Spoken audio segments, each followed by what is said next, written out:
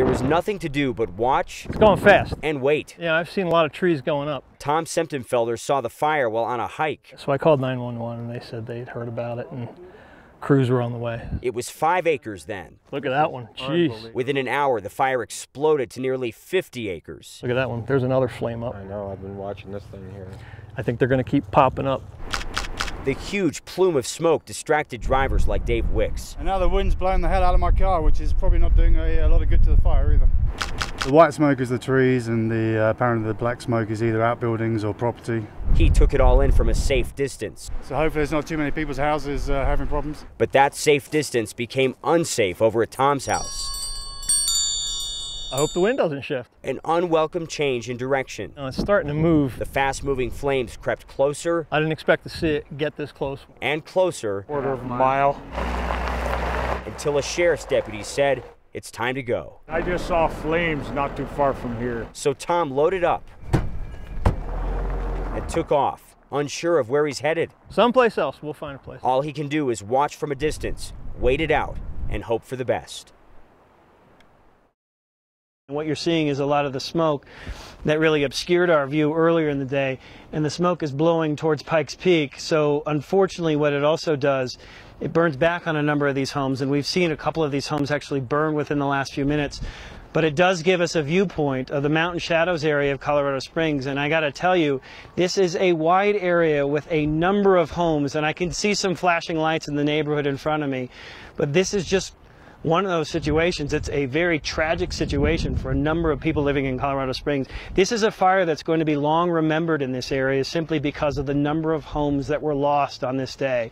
I can't give you a precise number of homes, but I can see at least 3 or 4 structures burning right in front of me right now, and this fire continues to burn. The good news, if there is any good news, is that the winds have died down quite considerably. Again, they're blowing to the west.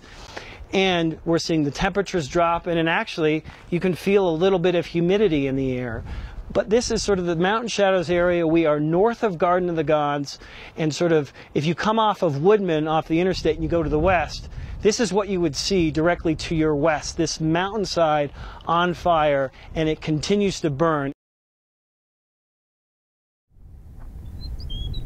It was a losing battle. It was the dawn of a new day. The wind was blowing so hard that it just kept pushing it fast. And with it brought memories of an all too recent loss. Everything was gone. As the wind caught its breath, the Eastons stood there in disbelief. You don't realize how important life is. It's tough. Everything's gone that you've worked for. Yeah.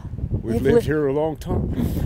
Been here probably close to 70 years. This is a homestead. Home. My grandma lived right up there. This was home. They always say, what would you grab first? That was a hard thing for them. 70 years worth of memories gathered in a matter of seconds. Court papers and photo albums. And the tractor. From the backyard, the Eastons tried wetting the path of the fire, but it wasn't enough. It just kept coming this way. Not enough to slow down a raging wall of smoke, skating on a hotbed of fire. Smoke, it was hard to see. The thick clouds cast a dark shadow over hundreds of cattle and other animals left behind.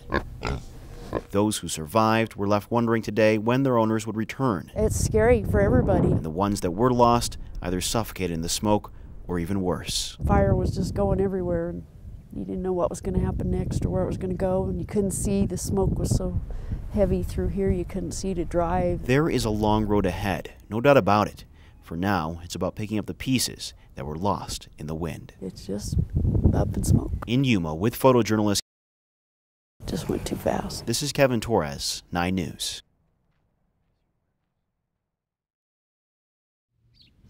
It's your nice, quiet, average American neighborhood. It's very quiet out here other than the air traffic from the airport, but never seen anything like this. This is the first time I've seen them. And they chased me down the sidewalk. Really? Yeah.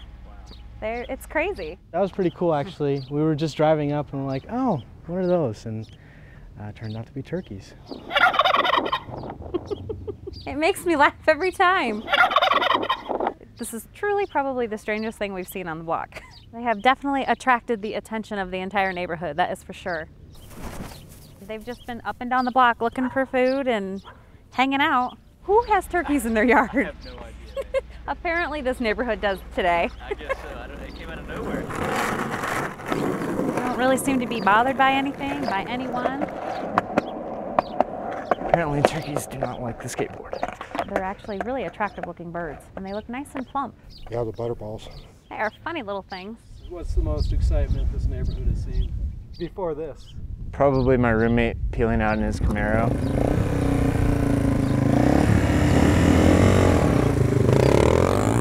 And they're fun to watch, so we'll just leave them be. All in all, they're pretty calm turkeys.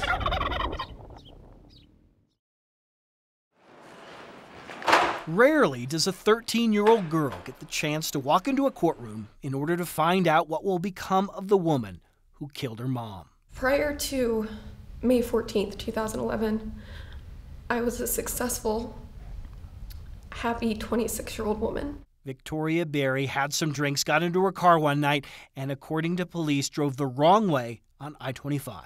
I have not moved on past that date. Birthdays have come and gone.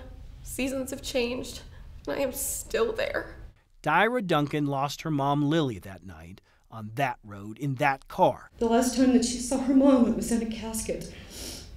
Dyra had to know that her mommy would no longer be there to hold her and to love her. And while a lot of people spoke about what they lost, what they did, what they saw that night, only one. Hi, my name is Dyra. Only one managed to bring a courtroom to a halt, if just for a few moments. My mom is my best friend. She will always be my best friend. Dyra Duncan was born months premature, weighed less than 2 pounds at birth. It was her mom who nurtured her, cared for her, and loved her back to health. So who could have blamed Dyra? I'm sorry. Blamed her for wanting to walk out on this day. But that's not what she did. Listen. I can do it. If you can sit down, I can. It's okay. I'm strong. I can do it. Because in her mind, rarely does a 13-year-old girl get the chance to tell the woman who killed her mom of the consequences of drunk driving. Drinking and driving is wrong. Killing someone is wrong. Victoria Berry was drinking and driving and killed someone. Victoria Berry killed my mom. Minutes later, Victoria Berry started serving her 10-year sentence.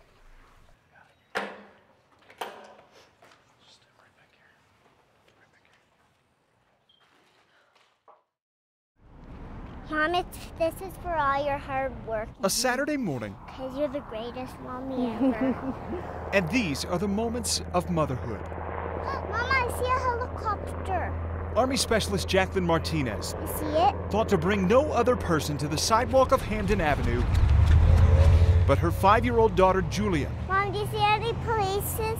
Knowing the love they share. I'm a single mom just like this lady was. Is a love another mother and daughter can't share anymore. This child doesn't have her mom. He won't hurt you. Protection is what moms do. Sacrifice is what moms, especially who wear a uniform, understand. Being in the military, it's like, you never know. That's why this mom kept her daughter close on this day to learn about what happened to Denver police officer Selena Hollis. Mom, how come when there's police cars you stand quiet and stand still? Because we're paying our respects. She doesn't need to know details, but for there to be a reality, it's important. It is important to see the people who care about this country and to honor the ones that protect this city's streets. Here they come. Hundreds felt more like a cadre of thousands, and a mom felt the weight of another's devotion to duty. Mom, your eyes are watery. Are you crying? It's good to see all these people from around the state, you know, all the officers. That's amazing. That's a strong brotherhood right there.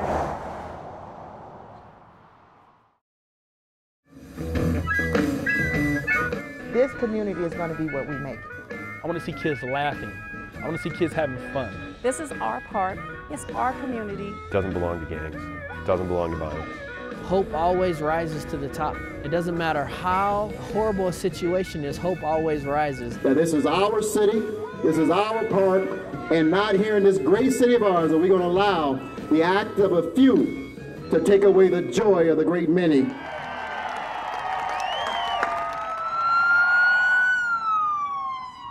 want people to start looking at this community in more of a positive light. We're just regular people with a couple of people who are not making very good decisions right now. Right now, Denver police are investigating a deadly shooting. Denver police say at least 2 deadly shootings over the past 3 weeks may involve gangs. Community leaders in Denver are trying to head off a violent summer before things get any worse.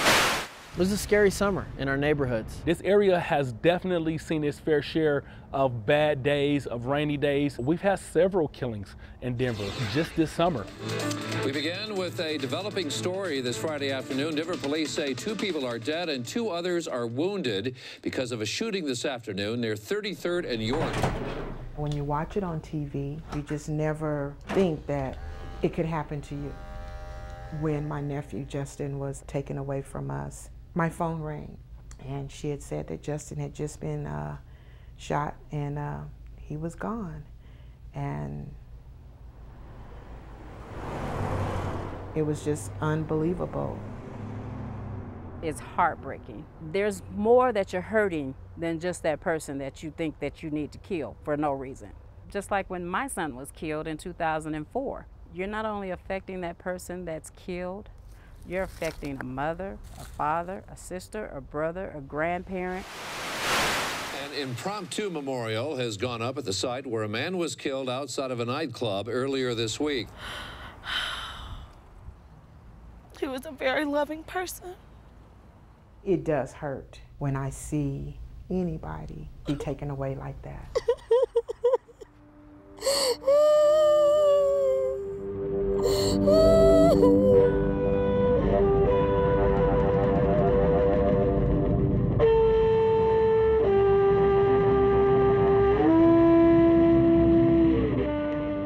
That night, it changed everything.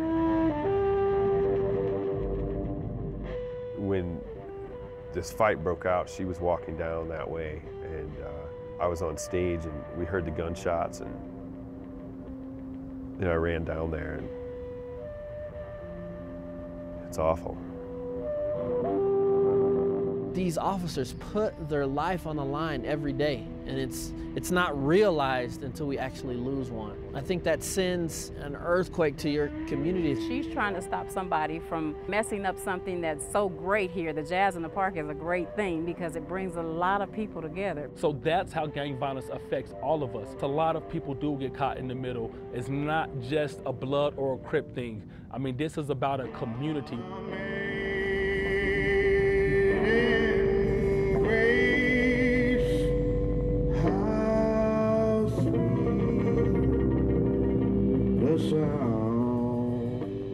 It's just a matter of turning things around.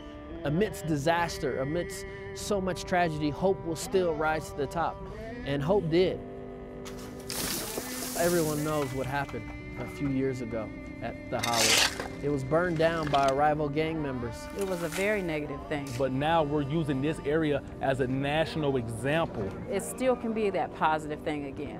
I grew up in this community. It was a war zone. Now look at it, guys. It's a youth center. The bad guys don't always win, guys. There was a lot of people in this community and a lot of people who care about this community who really wanted to see this area improved, and they've done it. And today, after years of pushing for donations to fix the area, that dream comes true.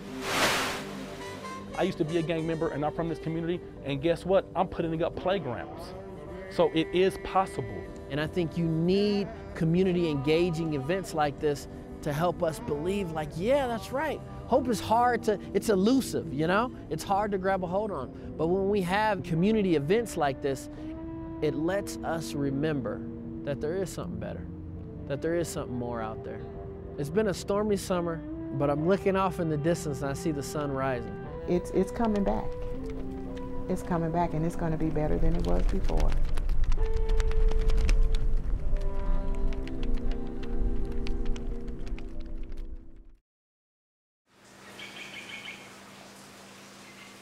Out of nowhere comes a sound. Sounds of hope coming from nothing. Behind razor wire and cinder block walls, these women don't have much, but what they do have, they sing a song of thanks. manual sewing machines,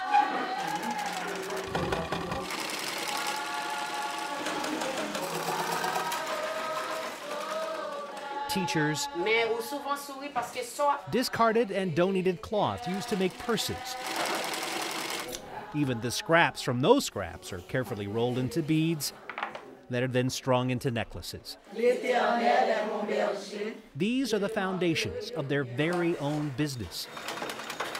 Money they make from their sales will go into a bank account. It's something women like your Rose could have never imagined 2 years ago when her husband lost his job as a preacher, his church destroyed in the earthquake. Marganzia, she works for a better life for her 6-year-old son.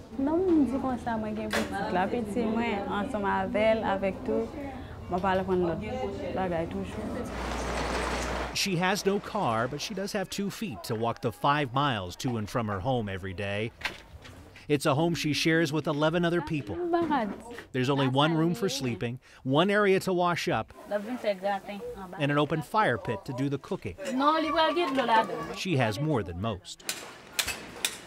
And across town, more music. The sound of discarded 55-gallon drums as they're split open and then flattened out so they can be turned into art. Emmanuel adds the detail. A hammer, chisel, and bare feet are his only tools. This is his job today, but he dreams of another for tomorrow.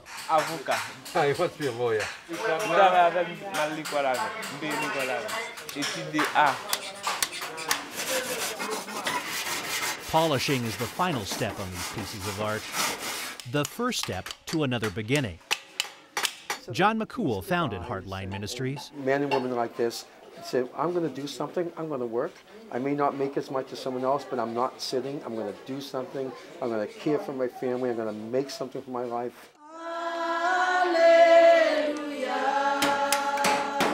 Because creating something from nothing means everything to these men and women. A better life, hope for the future, everything. In Haiti, with photojournalist Greg Moss, 9 News.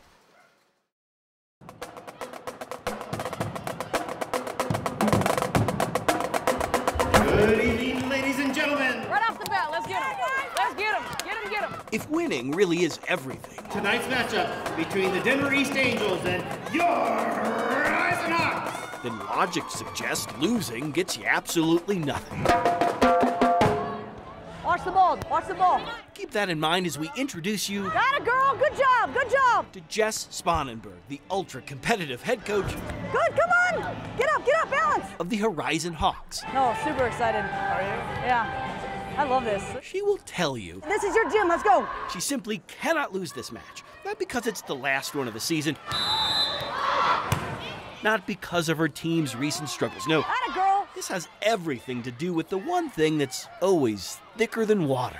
Speed. Blood. Set up the block cross court so you can go line. You got something in your teeth or your eyebrows messed up? It is a little bit, actually. Bad blood. You want me to fix it for you? No, get your hand off. That's Jessica on the right, I think. Oh, I think we're completely different. Ever since they were kids, Jess and Tara Spanenberg have shared smiles, outfits, and DNA. Ask who's more cocky and conceited. Go ahead. Who's more cocky and conceited? I'm more confident. I think that's Tara on the left. Next to each other, we're super competitive. We gotta fight for everything. And not even they can tell who's who here. But I'm not gonna lie to you, I can't do it 100% of the time. I'll get in shape for the game. Lifelong wellness. For years, the twins have coached at Juggernaut Volleyball. Okay, get that hip extension, that's your goal. A private club that puts out some of the region's best players. A lot of physical training. They insist they love each other. Yeah, of course. That's definitely Tara on the right. But here, Jess and Tara were never able to compete one against the other. Hey, Jess! I didn't sleep last night. Kind of felt like Christmas Eve. Great defense! Hey, win this ball. Beautiful, beautiful. That ends Dig a ball now, Ab. tonight.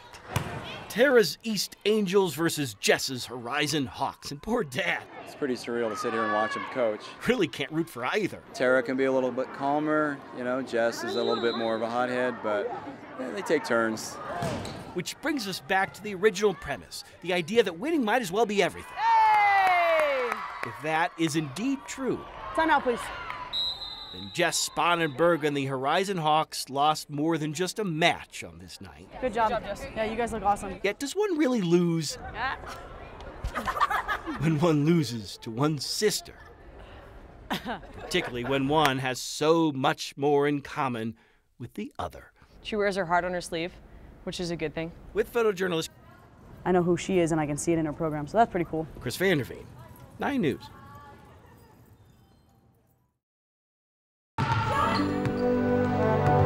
We got a game, we got a big game. It is the thing high school dreams are made of, to wear the jersey and all that comes with it. Very close, very close. One team with everyone getting a shot. Everyone save for one. I enjoy watching basketball. Like, so I enjoy being part of their practice, because I just used to be part of that, so. 4 years ago, Kaylee Macbeth had dreams too. Oh, and it was a big goal to be on varsity. A goal set for herself, but maybe more importantly for her father, Rod, who encouraged her to play, until one Friday night, when everything changed. We showed up at the game and there was no sign of the Macbeths. And that's when we got the phone call that Rod had passed in his sleep. Kaylee was just 14 years old. The next coming days were very, very difficult. Days made more difficult still when doctors discovered an inoperable tumor growing within Kaylee's heart. When Kaylee first heard, she started crying in the office. After losing her father, she was now losing the game he had encouraged her to play. Doctors said she could no longer play basketball. And it was actually there in the hospital that I just said, hey, then you're going to be our manager. Tape and water bottles replaced jump shots without a complaint. I think it's because I get to spend time with the girls. And there is no doubt of just how big a part of this team she is. Our bench feeds off of Kaylee. You got it, ladies! You can do it! Still, this is not the view of the game she had dreamed of. At points, I'm like, oh, I wish I could go out there. Which got her teammates wondering, with one last home game remaining, couldn't she, for just a few minutes? And the doctors said yes. I'm just excited to play and to make a shot. 5'6" senior, number 40, Kaylee. A senior playing her one and only game on Senior Day. Her story shared with everyone. And this will mark a monumental occasion for her. She'll get a chance to play tonight to end up her senior year. She's been our manager ever since she was told she couldn't play. On this night, they would all play for her. Hey, Kaylee, on 3. 1, 2, 3. Kaylee, let's go. There are no words to describe what this feels like when you wait 4 years and then late in the game, the wait is finally over. It's just that taste of what she's been missing for 4 years, and it's about giving Kaylee another shot. With less than 2 minutes left in the game, her only game, that shot finally comes. It doesn't go, nor does the next. With the game nearly over, Kaylee's last chance came from a place no one expected. And I thought, something's going on here. I said we're going to try to put, I think, number 40 on the line and see if she can make a free throw. And as soon as the ball went to Kaylee, turn and shoot. Good. And one of the girls kind of came up and delicately fouled her. Then I knew what he had done in the timeout. 56 seconds, one shot. It was down to this. To see Kaylee make that shot, and then to see the first 2 people who congratulated her were Colorado Academy players. What could be better? I just got chills, and it was just a good moment and something that I'll always remember. Kaylee waited 4 long years to finally get her shot, but that one shot is one memory no one here is likely to forget. That moment was bigger than the game. At Faith Christian Academy. It was fun. The best time in my life. This is Dave Delosier, 9 News.